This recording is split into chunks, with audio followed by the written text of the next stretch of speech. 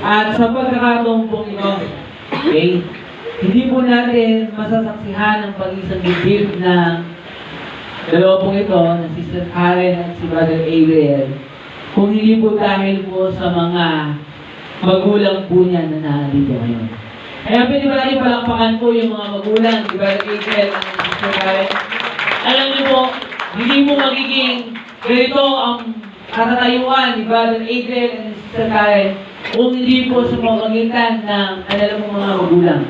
Sila po ay pinalaki na mayroong takot sa Panginoon, na mayroong puso sa kapwa, at may ganap na pag-ibig po sa isa't isa.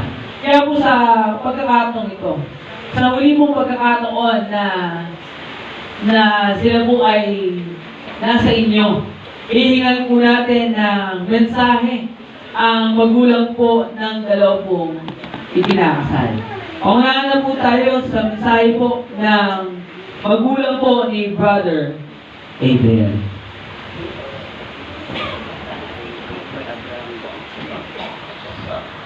Umayak.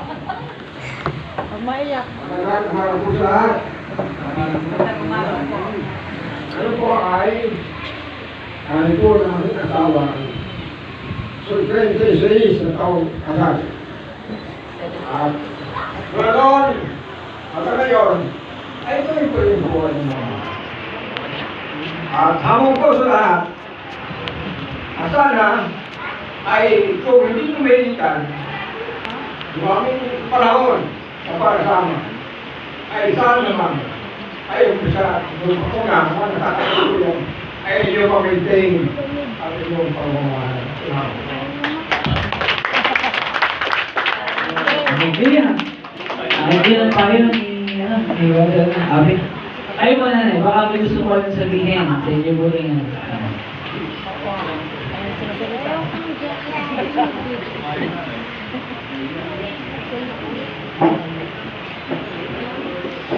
Salamat po sa Panginoon sa inyo, brother. Sa lahat ng mga narito, maraming salamat po sa inyong pag-isa sa amin. Maraming salamat. At itong dalawang ito, salamat po sa inyo. At kayo ay nagkasundo rin, no, na magkakasal. That is what we call answered prayers. Matagal ko nang ipinapanalangin yun. Kaya ang sabi ko, kung matuloy ito, kalooban ng Panginoon. Dahil kung sa ano, sa tagal lang yun, eh, nananalangin ako, parang hindi kaloob. Kaya sabi ko, kung hindi matuloy, kalooban ng Panginoon. Dahil hindi mo natin pwede na. Pero pag kalooban ng Panginoon, hindi natin pwede kasalain. Pagpalain kayo ng Panginoon Diyos, masama. Ang maayos, mahalin ninyo ang pamilya, ang mga anak, at pagpatuloy ng paglingkod sa ating Panginoon. Yung mga aking pagkulap sa inyo, kaya mga pwede namin ipamana sa inyo ang paglingkod sa Panginoon.